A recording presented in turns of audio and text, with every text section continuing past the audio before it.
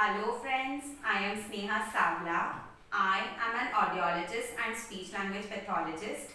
Welcome to Sparkling Activities. On this YouTube channel, we share different creative and innovative activities using simple and easily available household objects, and we post a video every Wednesday. So as you all can see, the object that we have selected for today's video are these different types of spoons, which are very easily available in our houses or even in the playgroup or the daycare that a child goes to. So I'm going to share 4 different activities using the spoons. So let's get started. For the very first activity, we will require a multiple set of spoons. So we may require around 4 to 5 spoons. Now the spoons that we require for this activity are the ones which will have a different kind of a stem. Every spoon has 2 parts. One is this eating part through which we eat, and the other one is the stem that we hold on our fingers. So what we are going to do is we are going to do a sorting activity based on the stem. Now some spoons may have a stem which has a plastic around it, or some spoons may have a stem which may be slightly flat. Now as you can see, this particular stem is slightly enlarged and it is embossed, whereas this other spoon that I have has a flat background on the stem and there is some kind of a floral design made on the stem. So there are these different types or the categories that I have. So what I'm going to do is I'm keeping this flat spoon over here and this embossed one over here. Now I have to do a sorting activity. So I will pick up the next spoon, I will see the stem, I will try to feel it. Now it is not embossed or enlarged, but it is flat.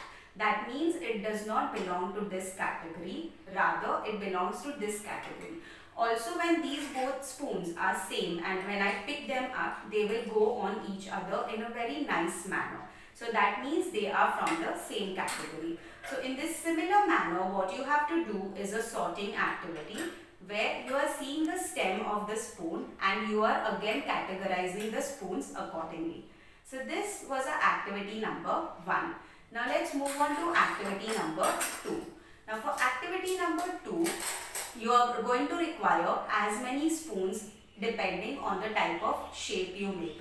So over here I am going to take 4 spoons. So that is 1, 2, 3 and 4. So you can take spoons which may or may not have the same kind of stem. Now I am going to make a diamond shape over here with the help of the spoons. So now this is the first spoon that I have. I am going to put it in the diagonal or the slanting manner in this manner because I want to make a diagonal. A diamond. Now as you can see, the eating part of the spoon is what faces upwards and the stem is down. So in this similar manner, I have to follow the same direction. So over here, now this eating part is over here and the stem is over here. So I have again kept the other spoon in the diagonal manner. The third spoon, if I keep it in this manner, then it is wrong. Instead, what I have to do is I have to keep this eating part facing downwards in this manner. So basically what I am doing is I am using a set of spoons and making a simple diamond out of this, and it looks very attractive. So you can take 5 spoons to make a pentagon or 6 spoons to make a hexagon. This will be a very good learning activity for your child as your child understands on the number of spoons. So 1, 2, 3 and 4. That means a diamond has 4 sides. So this was the activity number 2. Now let's move on to activity number 3. For activity number 3, we will require only 2 spoons. Now as you can see, what I am doing is I am keeping this 1 spoon over here on the table in this manner. And I am going to hold another spoon in my dominant, which is my right hand. So what I am going to do is, without my hand touching the table, I am just going to press on the eating part of the spoon. As you can see, the spoon which is kept on the table is making a nice circular or a semicircular movement. The spoon that I am holding in my hand is basically doing the work of giving right amount of pressure on the spoon which is on the table. I am not really touching the spoon which is on the table. Instead, I am giving pressure through my hand via the spoon that I am holding. So as you can see, the spoon moves in a circular or a semicircular manner.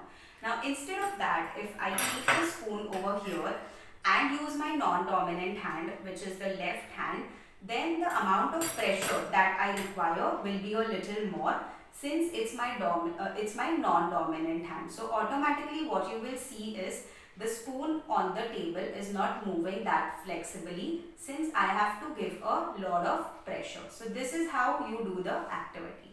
So again, a very fun and an interesting activity where without any kind of movement, keeping your hand stable, you will see that the spoon moves. So this was a activity number 3. Now let's move on to activity number 4. Now for activity number 4, it is more like a sequential activity. Now this eating part of the spoon can be from the front side or the back side.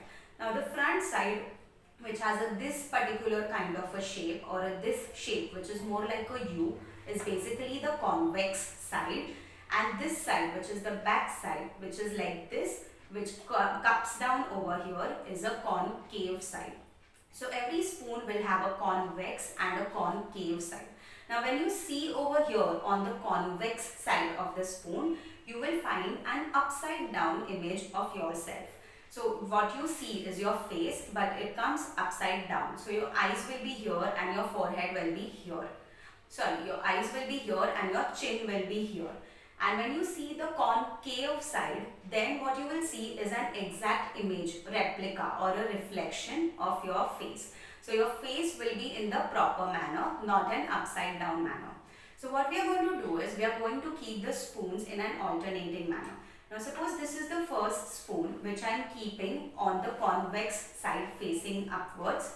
Then the second spoon I have to take and I have to keep the concave side upwards. So this is the concave side. Then the third spoon you are going to keep the convex side, and the fourth you are going to keep the concave side.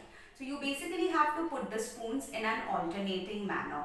Now this particular activity helps your child to understand a sequence that has to be followed. Along with that, it also helps your child learn the concept of convex and concave. So these were our 4 different activities for today. I hope you all liked the activities. Please go and check out our previous videos as well.